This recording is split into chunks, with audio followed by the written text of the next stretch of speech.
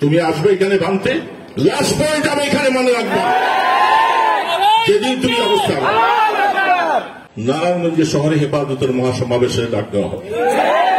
সারা বাংলাদেশ থেকে আমরা এখানে লোকগুলোকে জমাত করে আমরা দেখাই দিব যে হেফাজতিরা বাংলাদেশের কি তারা আসামি, তারা কোন ঘরায় আছে, তাদেরকে অবজ্ঞা করে তুমি নারায়ণগঞ্জ থেকে উৎখাত করবা, বাংলাদেশ থেকে উৎখাত করতে পারবে না, তুমি নিজে উৎখাতিত হয়ে যাবে।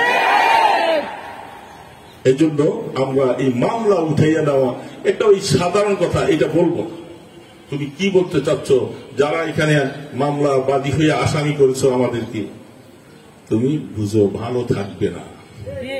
কারণ এই সমস্ত নেককার আল্লাহওয়ালা লোকদের বিরুদ্ধে কাজ করবা, এরা যা মনে চাও তাই করবা। ডিএটি মসজিদটা তোমার কোন মাথার ব্যথা? তুমি আইবি হওয়ার আগে, তুমি নারায়ণগঞ্জে আসার আগে, বহু বছর আগের থেকে ডিএটি মসজিদ তিলে তিলে নারায়ণগঞ্জবাসী আজকে এই অবস্থায় আছে। এই জায়গাটুকু ভাঙচুর হয়ে মামলার আসামি আমি ছিলাম, আমাদের লোকজন ছিল। এটা ভাঙতে যে আবুল কালাম সাহেবের নেতৃত্বে, তখন তিনি এমপি ছিল, তার নেতৃত্বে তিনি দোতলায় নামাজ পড়তেন, তাকে আমি সম্মান দেখে নিচে বসাইয়া আবদারটা করেছিলাম, যেখানে হাজার হাজার মুসল্লি আসতেও কষ্ট, বের হতেও কষ্ট, আমাদেরকে একটু কোয়ার্টার ভেঙে, যেহেতু এগুলি অনেকটাই সব দুর্বল হয়ে পড়েছে, আমাদের একটু জায়গার ব্যবস্থা করেন। উনি বলছেন যে আমি চেষ্টা করবো, আইনগতভাবে চেষ্টা করে উনি বলছেন আপনারা ভেঙে দেন। আমরা জনগণকে নিয়ে রাস্তা করলাম, মামলা হলো, অনেক বছর মামলাটা চললো। তুমি আইবি কইছিলে না, তুমি ছিলা কোথায়? আজকে তুমি এসে এখন ডিআইটি মসজিদকে চোখের লালসা দেখাইয়া তুমি আমাদেরকে আঙ্গুল দেখাচ্ছ। তোমার মাথায় ব্যথা ডিআইটি মসজিদ, ডিআইটি মসজিদ এখানে হাজার হাজার মুসল্লি আসে, এটা তোমার মাথার ব্যথা। হ্যাঁ, তুমি একটা দলের মধ্যে আছো, তুমি এক ওলামায়ে কেরামদেরকে তুমি যে সমস্ত ভাবে তাদের সাথে তোমার ভালোবাসা প্রেম, তুমি তাদের সাথে থাকো। এই দেশে হিন্দু, বৌদ্ধ, খ্রিস্টান বিভিন্ন জাতের মানুষরা থাকে, তুমি সকলের মেয়র। আমাদের আকীদা বিশ্বাস নিয়ে আমরা থাকবো, তোমার আকীদা বিশ্বাস নিয়ে তুমি থাকো। তোমার কবরের জবাব তুমি দিবা, আমাদের জবাব আমরা দিব। আমাদের আকীদা বিশ্বাস নিয়ে তুমি কেন টানাটানি করছো? আমরা এখানে মিলাদ করি না, কিয়াম করি না, তুমি বলছো মিলাদ কিয়ামের কোন অস্তিত্ব দেখাতে পারেনি আজ পর্যন্ত কেউ। কেন তুমি আমাদেরকে চুরি মামলা দিয়ে ভালো মানুষকে এইভাবে করে তুমি ঘায়েল করেছো? আমরা তোমাদের বিরুদ্ধে, তোমার বিরুদ্ধে মামলা দায়িত্ব। আইন তার গতিতে চলতে থাকবে, মানুষ আইন বুঝবে যে সে কারা চোর আর কারা ভালো মানুষ।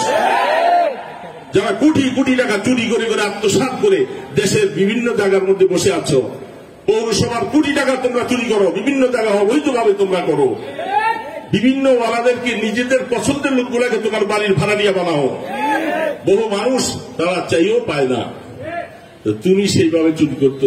তোমরা নিজেরা চোর সেজে আমাদেরকে চোর চোর করে রাখছো। এটা তো দুনিয়ার নিয়মে, চোর বাঁচবার জন্য চোর মানুষকে, ভালো মানুষকে চোর চোর করে রাখে, নিজস্ব গতিতে চলে।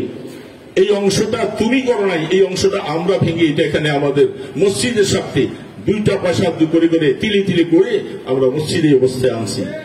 আজকে তুমি আমাদের মাথার হেডে হয়ে দাঁড়াইছো যে এরা এখানে কেন এখান থেকে টাকা নেয়। টাকা কি আমার পকেটে যায় না আমার কমিটির পকেটে যায়? টাকা মসজিদের উন্নয়ন কাজে ব্যবহার করা হচ্ছে। দেখতে মনে চাইলে তোমরা আমাদের হিসাব দেখতে পারো। তুমি আইবি হিসাবে, দেশের জনগণ হিসাবে তুমি এই দেশের মসজিদের হিসাব দেখতে পারো, কিন্তু মসজিদের এই সামান্য জায়গাটুকু তুমি উঠে দেওয়ার জন্য হুমকি দেওয়া, তুমি কে? তুমি আসবে এখানে ভাঙতে, লাস্ট পয়েন্ট আমি এখানে মনে রাখবো, যেদিন তুমি অবস্থা তুমি, আমি বলছিলাম জুমার আলোচনায়, তুমি ঘুঘু দেখেছো, ঘুঘুর ফান দেখো না। তুমি সেই রাস্তায় হাঁটতে শুরু করেছো, তোমার পথে তুমি কাজ করতেছো, আমাদেরকে আমাদের কাজ করতে দাও। তুমি এখন এসে যখন আমার ঘাড়ে চাপা দিয়া আমার মাথায় তুমি বসতে শুরু করছো, আমরা জীবন থাকতে তোমাকে ছেড়ে দেবো না।